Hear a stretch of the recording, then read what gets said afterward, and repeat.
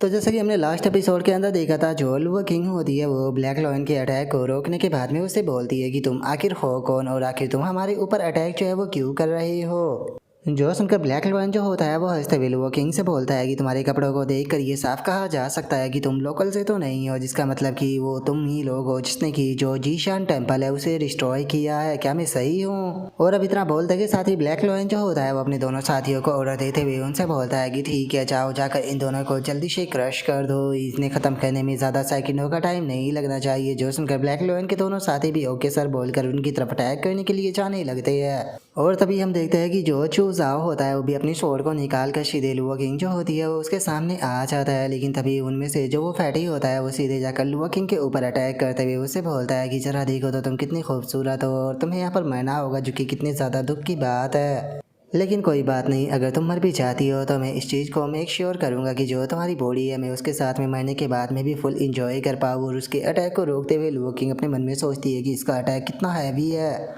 और उसके इतना सोचते के साथ ही जो चू जाओ होता है वो अपना अचानक से एक आइस अटैक जो होता है वो करता है और आइस अटैक को करते हुए चिल्लाकर बोलता है कि बास्टर्डो यहाँ से दफ़ा हो जाओ। और उसके इतना बोलते के साथ ही हम देखते हैं कि उसकी आइस वॉल बन चुकी होती है, लेकिन उसके अंदर अचानक से ही क्रैक जो है वो आना शुरू भी हो जाते हैं। और हमें पता चलता है कि जो ब्लैक लॉयन होता है उसने बहुत ही आसानी से अटैक कर उस आइस की जो वॉल होती है उसे तोड़ दिया होता है। और इस चीज़ को देखने के बाद में जो चू जाओ होता है वो दोबारा से अटैक करते हुए मन में सोचता है कि यकीन नहीं होता कि मेरी आइस वॉल को इसने इतनी आसानी से तोड़ दिया। और उसके इतना सोचते ही अटैक के कारण वहाँ पर काफ़ी ज़्यादा धुआं होता है, जिसका फ़ायदा उठाकर जो चू जाओ होता है वो लुआ किंग के साथ में भागते हुए उनसे बोलता है कि तीनों ही जो है वो हाई टियर के मार्शल मास्टर है, तो इसीलिए हम लोग इन्हें नहीं हरा सकते। इससे पहले कि हम इनके ट्रैप में फंसे, जल्दी से यहाँ से भागो। जो सुनकर लुआ किंग भी ओके बोलकर भागने लगती है। लेकिन तभी अचानक से ब्लैक लॉयन जो होता है वो उन दोनों के पीछे आकर उनकी गर्दनों के ऊपर अपने जो नाइफ होते हैं वो रख देता है। और रखते हुए उन्हें बोलता है कि एक मिनट जरा रुको, तो हम लोग थोड़ी सी बातें कर सकते हैं।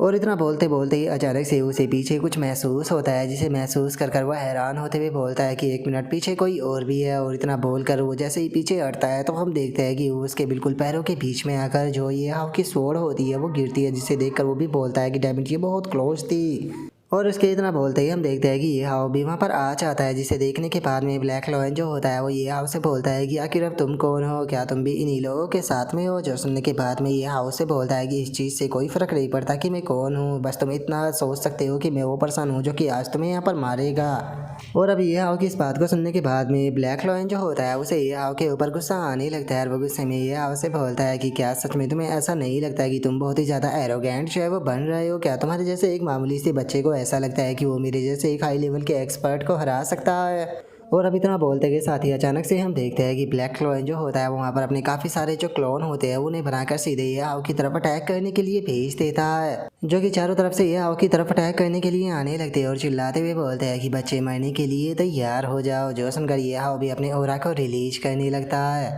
और ब्लैक लोयन की तरफ देखकर मुस्कुराते हुए उससे बोलता है कि जैसा कि एक ग्रेट मार्शल मास्टर से उम्मीद की जा सकती थी, तुमने यहाँ पर अपनी बॉडी क्लोन जो है वो बनाए है वो इतने ज़्यादा रियल लग रहे हैं कि ये बिल्कुल इसे देखकर कोई कहेगा कि ये एक असली ग्रेट मार्शल मास्टर है। और इतना बोलकर ये हाव जो होता है वो उन क्लोनों के ऊपर अटैक करते हुए उनके बीच से गुजरने लगता है। उनके बीच से गुजरते हुए बोलता है कि सच बताऊँ तो यहाँ पर कोई भी इस चीज़ को नहीं बता सकता कि कौन इनमें से रियल है, लेकिन तुम्हारे लिए बहुत ही ज़्यादा दुख की बात है कि मैं इस चीज़ का पता लगा सकता हूँ कि इनमें से असली कौन है। और अब इतना बोलते के साथ ही हम देखते हैं कि जो ये हाव होता है वो अपनी एनर्जी से वहाँ पर एक एरो जैसा अटैक जो होता है वो बनाने लगता है, जिसे देखने के बाद में ब्लैक लोयन जो होता है वो बस मुस्कुराता रहता है क्योंकि उसे यकीन होता है कि ये हाव उसे नहीं ढूंढ पाएगा।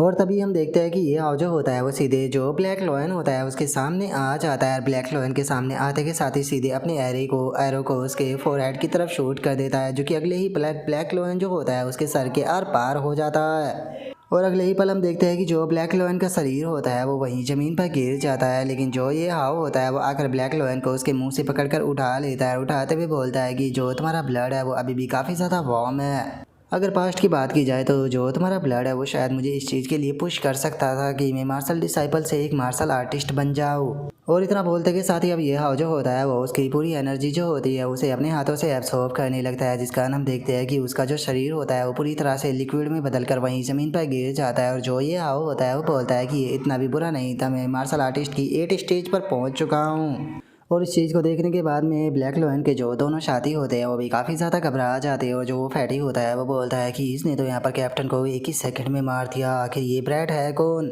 जो सुनकर उनके साथ वाली जो लड़की होती है वो भी घबराते हुए बोलती है कि इसने केवल कैप्टन को जान से ही नहीं मारा बल्कि कैप्टन की बॉडी के अंदर जो सारा ब्लड था उसे भी एब्सॉर्ब कर लिया। ये इंसान नहीं हो सकता, ये तो एक मॉन्स्टर है। और उन दोनों के इतना बोलते के साथ ही जो ये हाव होता है वो उन दोनों की तरफ भी देखने लगता है और उन दोनों की तरफ देखते हुए उन दोनों से बोलता है कि तुम दोनों को यहाँ पर चिंता करने की बिल्कुल भी ज़रूरत नहीं है, क्योंकि मैं तुम दोनों के साथ में भी यहाँ पर काफ़ी देर तक खेलूंगा और थोड़ा इंजॉय करूंगा, जिसमें कि तुम लोगों को भी काफ़ी ज़्यादा मज़ा आएगा। और अब इतना बोलते के साथ ही हम देखते हैं कि जो ये हाव होता है वो वहाँ पर जो ब्लैक लोयन की बॉडी का लिक्विड पड़ा होता है उसके साथ में कुछ करने लगता है, जिसका हम देखते हैं कि उस लिक्विड के अंदर से एक हाथ जो होता है वो निकल कर बाहर आने लगता है। और इस चीज़ को देखने के बाद में तो जो ब्लैक लोयन की टीम की लड़की होती है वो भी काफ़ी ज़्यादा घबरा जाती है और घबराते हुए बोलती है कि आखिर ये क्या है, क्या ये हमारे कैप्टन है।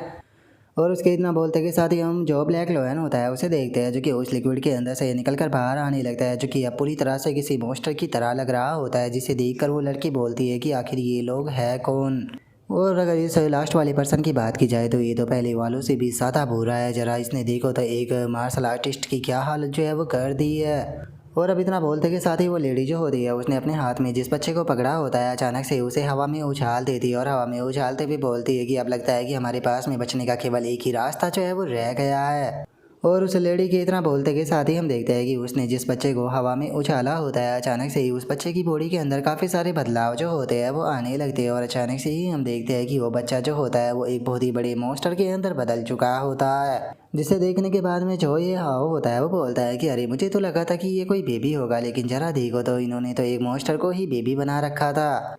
और ये हाव के इतना बोलते के साथ ही हम देखते हैं कि वो लेडी और उसके साथ वाला जो वो फैटी होता है वो दोनों वहाँ से भागने लगते हैं और दोनों वहाँ से भागते हुए बोलते हैं कि जल्दी से यहाँ से भागो, हम लोगों को अपनी जान बचाने का यही सही मौका है।